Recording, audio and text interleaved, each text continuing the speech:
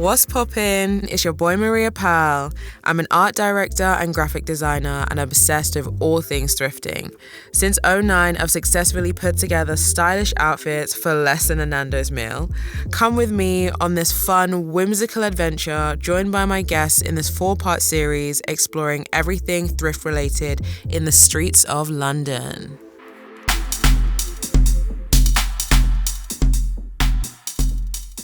So last time we went vinyl shopping in South. Today I'm in East London, Well Street to be precise. On this strip you can find lots of independent charity shops, including our first shop, Rekindled, owned by Jackie, who has an eye for high-end quality goods. And with me, I've got my babes, Yeahitsrenee, DJ, social manager for City Splash Festival, and all-round fashion babe. We got real comfy and cute, having a chinwag about community, hand-me-downs, and nostalgia.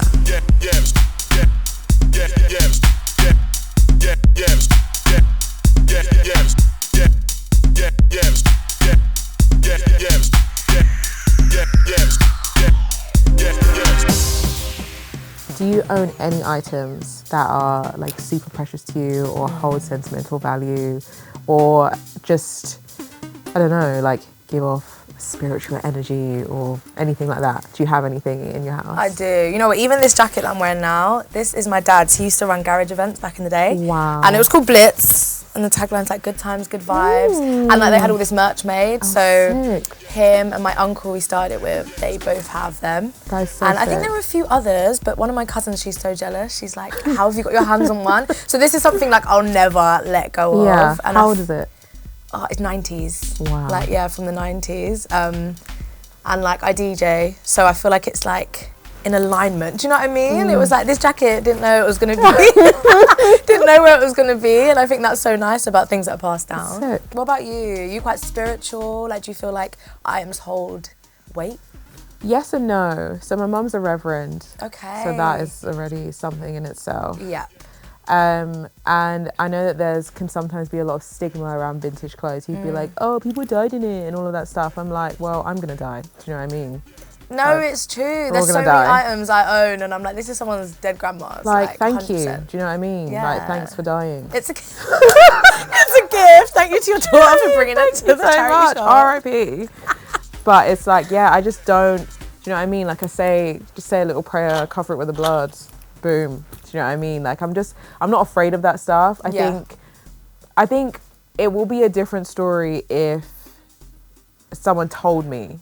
Like that like might a horror be, story. yeah, that might be a bit eerie. Yeah. But I think it's nice because like you can give the an item. No, not the horror story, but like giving an item a new lease of life. Definitely. Like you don't know what happened. Definitely. It'd be sick though if you could kind of like see the story of an item through time. Yeah. That would be sick.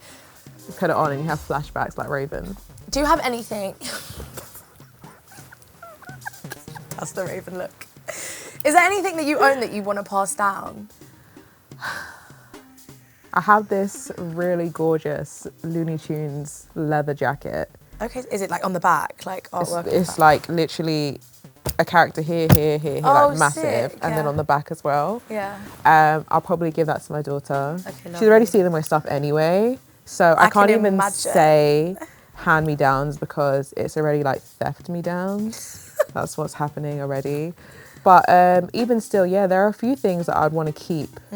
Like a lot of my leathers. No, I really rate that because my auntie lately, she's kept loads of stuff like from the 90s. Like even like this top is hers. Like right now she's giving me so much stuff. Like I'd say like 50% of what I wear has come from her. Sick. And like it's such a blessing. So I think it's so important to like keep like key things that you love. So like definitely. Do you know what I mean? And then you can also see the duration, like the quality and how they've been able to last for like 30, 40, 50 years, and you can still wear them now in 2024. I think it's sick.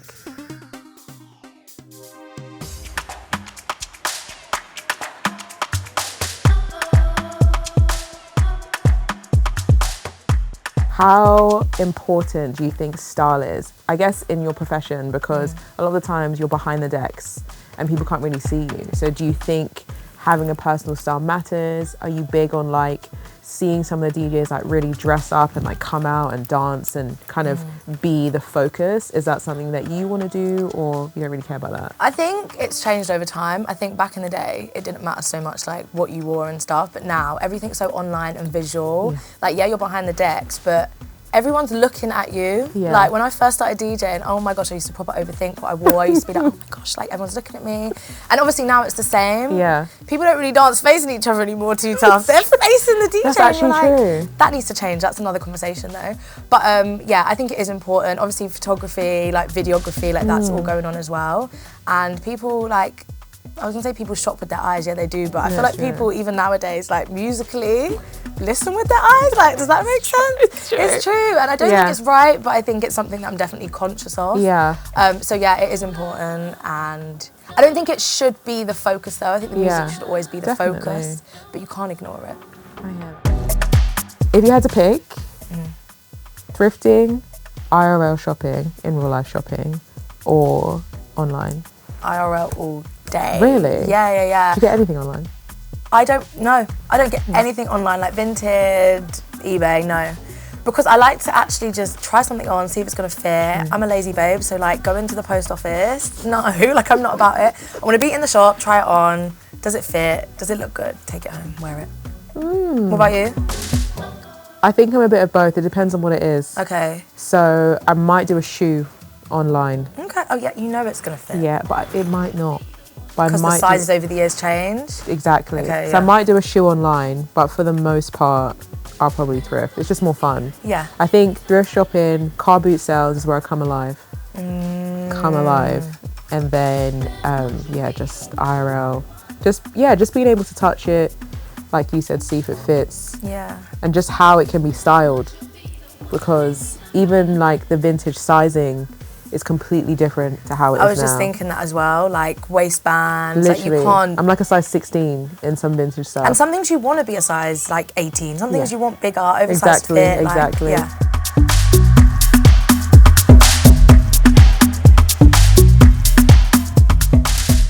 The shop started in 2012. I think I said it was 13 years, but it's actually 12 years. And previous to that, I had actually started the business from the ground up. So I kind of gave up my teaching career, which was a foolish thing to do at the time. And started at Rathbone Street Market selling second-hand clothing. And just learnt the business up, and I met some really, really good people that kind of supported me, and it was good for networking and just learning about the business. And then after 5 years, I just realised it was time for me to graduate, in a sense, to a shop. And it was also about my health as well, because when you are working outdoors and facing all the elements, it does take a toll on you. And also at the same time, I was acquiring some really nice designer pieces, so I just thought I can't sell them on a market store, so I had to look for premises. Yeah. Where did you go? You don't have to say the place, obviously, but where... Is this something that you initially thought this is what you want to do and you're going to outsource to build a collection, or were you recommended, or did you stumble upon it by accident? I think it was even previous to starting the business. I remember hearing about car boot sales, and I thought, okay, let me go and see what everybody's talking about, because I think it was on TV, and there was some sort of media spotlight on car boot sales, and especially from America as well, because I think that's where it originally started. So I thought, let me go out and have a look and see what people are talking about. And that's when I saw people selling some amazing pieces for basically silly money. And I started buying up, and of course wearing, and then, because at the time I was a teacher, and people were saying, oh, I like your clothing, where'd you get it from? And, it was just a constant thing. And then it occurred to me, why don't I turn this into a business? Because so many people are asking about my style and my clothing. And that's when I decided, to hell with the job. Which I said, I've said it's a stupid thing to do, but and I just, started my business. Yeah, I did it for 5 years. It was tough though at times. I remember one of the most significant things was I was at the back there. This was a number of years ago, and a black couple came in, And when I came out to say hello, they were terrified. By the time I blinked, she was out the shop. And then he was looking around, just stood there looking around. And then he went out. Yeah. The younger set, like yourself and those even younger, I think they are slowly seeing, you know, I wouldn't say the benefits, but the joy of being individual and having your own style. And it's great to see, yeah. So do you feel like when you started vintage shopping or like thrift shopping, did that help you develop your own sense of style? I guess so. I feel like my style kind of happened by accident. Okay. So like Tumblr times 2010. Yeah. And I would see the stuff and I couldn't afford it. So I would see what I could find in the vintage stores. Yeah, that kind of, and that's literally what I do till this day. Like even now, you know, they're wearing like the rounded jackets, the puff. As you can see, it's kind of round. Do you know what I mean? And then they'll have like the baggy trousers, waist 44. Do you know what I mean? And the pointed shoes. Go girl. Same. So I feel like maybe from like 2009, 2009-10 is when I kind of started developing my own style. Because then I saw that there was like a avenue that was going down more of the vintage. Yeah. The vintage. I wasn't quite like, remember like the suspender leggings or like the galaxy print leggings from back in the day. And the America print ones. You know how bad I wanted them, and when I got them I felt like the bad diss. That's how I felt when I got disco pants. Oh my gosh, yes, they were the dream. American Apparel, everyone. What? And that basic hoodie. Why was that such a thing? What? You know, just the one with the 2 drawstrings and the hood, and it was like 50 quid. For what? Like, why? One of my friends managed to like get me a pair of disco pants. It was a wrap. Like, it What became colour? my What colour? black. Okay, It became my classic. identity. Everywhere. I was a disco pant. Maria Disco Pant. No, that was Yeah. me. Is there anything though that you'd want to forget from those times? Harem pants. Like the really like thin, silky ones. Is that what we're talking? You know, the cuff, like the big cuff at the bottom, and the big waistband at the top. Is that what we're talking about?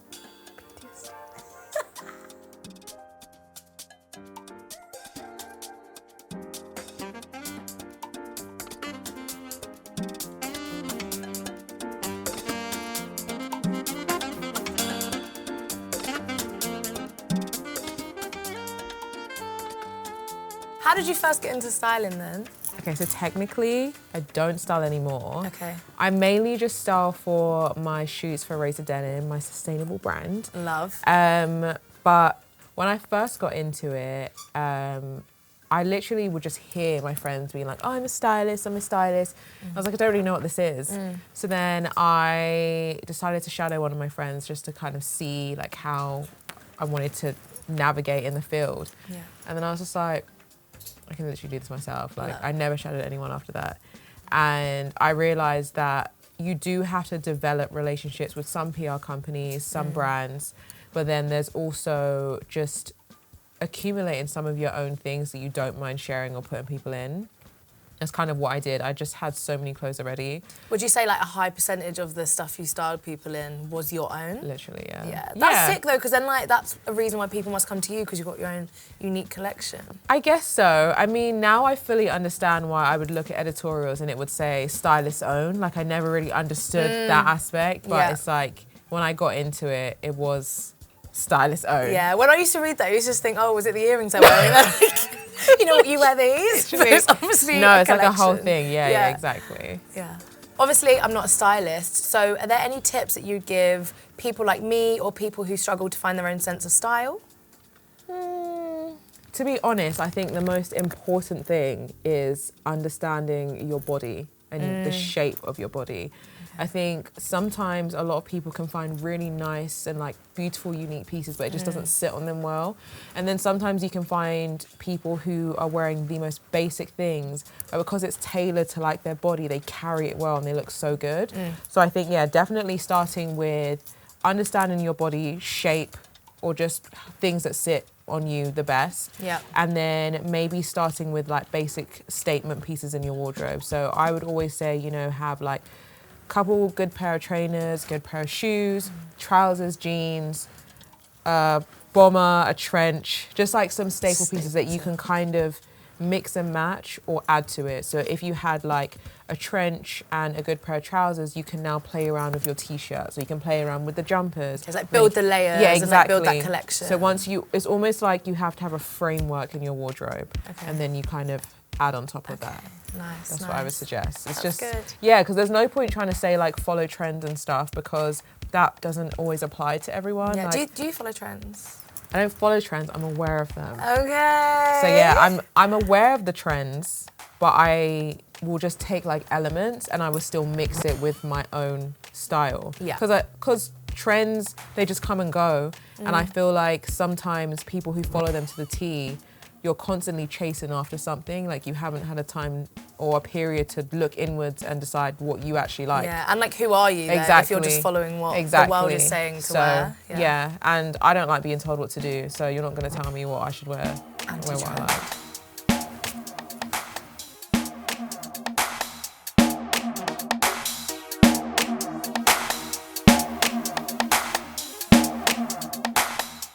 Okay, Maria, challenge. Okay. Imagine I've got a set tomorrow night for a brand and I need an outfit quick. I've got nothing. Where am I going? What am I picking? What am I doing? You're going to have to borrow and beg. Okay, that sounds like me. Still. To be fair, obviously it depends on the brand. If it's like high fashion luxury, you definitely should, if you can. I know this isn't the best advice to give, but you might have to do like a quick buy and return. That's what a lot of people do. That's what a lot of stylists do. Really? A lot of stylists will like. I'm always so shocked to do that. I know, you have to just take care of the stuff. Yeah. But a lot of stylists, including myself, would do like buy and returns. Sometimes some people like tape the bottom of the shoes and stuff like that, so it's like intact. Yeah. So you can either do a buy and return, you can beg, borrow and steal. But even still, I think, again, you can use social media and just have a browse, go on Tumblr if you want, like Pinterest, wherever you find best, and just try and look for things that might be fancy that you either have similar thing, like a similar product, or you can get access to a similar product. But yeah, doing it in 24 hours, I mean, is crazy. But I would just usually opt for something like really simple, or maybe just have like a statement piece. So if it was like a statement jacket or an accessory or like a trouser, like just have the one statement thing, dress everything down, because then you don't have to do too much. Or if you're feeling really lazy, I would just opt for like a nice two-piece and then just over-accessorize. Okay, shout. That is literally Well, it. thank you. Lifesaver. Belle will go to the ball.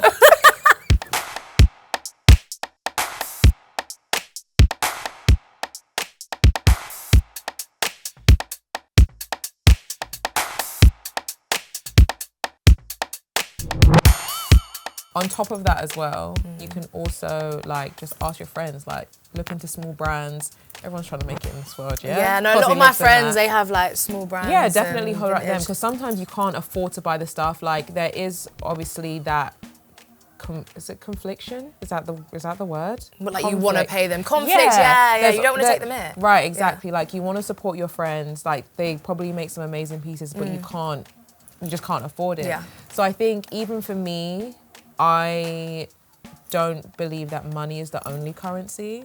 So I can either like support them in different ways. So I can like borrow it, do some press shots, like shout it out on socials. I can recommend them to other people. That's also quite good.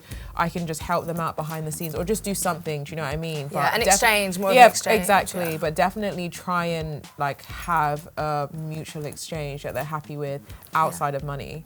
That's something that can definitely be good too. But yeah, I always try to opt for like independent, small, black-owned brands, especially. Because they make amazing pieces, and I'm sure a lot of the times like they would be happy to lend for like a branded event. You know what I mean? Yeah, it's a good absolutely. look for them. It's like use your network. Exactly. Okay.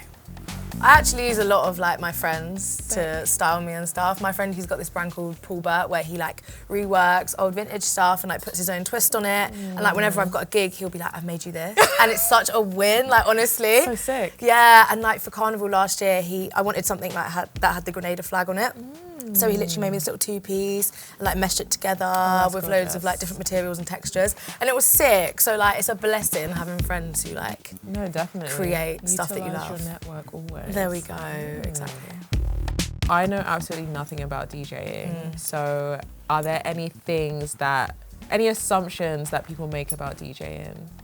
I think that you just stand there and press play. Do you know what I mean? Like, oh yeah, you're just Is that like a picking common tunes. misconception? I think so, yeah. Like some people, you know, even with like art and stuff, when people see a painting, they're like, I could do that. Like I feel like some people like that with DJ and they're like, what? Especially with like women who DJ, people are just like, oh, they're not doing a lot. There's a lot of hateration in the dancery.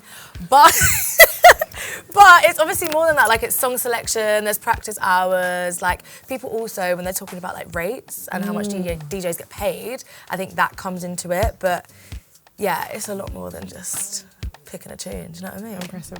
Yeah. What about you, like in styling or your field in general? What are the misconceptions you face? Okay, so first and foremost, people think that the clients you work with can dress already, and a lot of them can't. My bad. Do you know what I mean? Like, it just is what it is. You can cut that out if you like, but we move. And then the other one is that, so one thing, I guess it's not really a misconception, or it might be from the client's point of view. So a lot of them assume that you can get anything. So you might work with like an artist or a person and they'll be like, yeah, man, trying to get like Louis Vuitton, I want like a fur, like down to the floor, you getting, man, trying to get Moncler, you're like, we can't get that, babes. Yeah. Like, unless you want to buy and return with your own money, not mine, unless you want to do that, that's the only way. They think like the budget is like limitless. Exactly, and that's not how it works. The PR companies play a major role in a lot of the looks. Okay. And I don't know if this is like a misconception as well, but I've also realised that the stylists probably play the biggest roles in a lot of the trends that you see through music and entertainment. That does make sense now you say it, of course, obviously. Because they will be the ones that will see something that looks good, put it on an artist, put it on someone that you see. You'll see that person and think, oh, well, clearly they look cool. I want to wear this. Then they wear it, then their friends see them wearing it, and then so on and so on. And that's how it kind of becomes the whole thing. So, yeah, the stylists play the biggest role. Yeah. They don't have all the money. Yeah. And not everyone can dress. And that's the tea. Thank you so much for coming on this episode of Thrifting with Pearly. Oh, thank you for having me. It's been so much fun.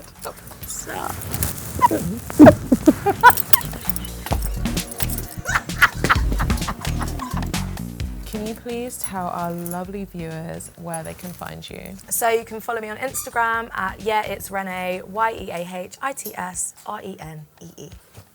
And you can find me at Maria Pearly on Instagram and Razor Denim, RZR Denim on socials too.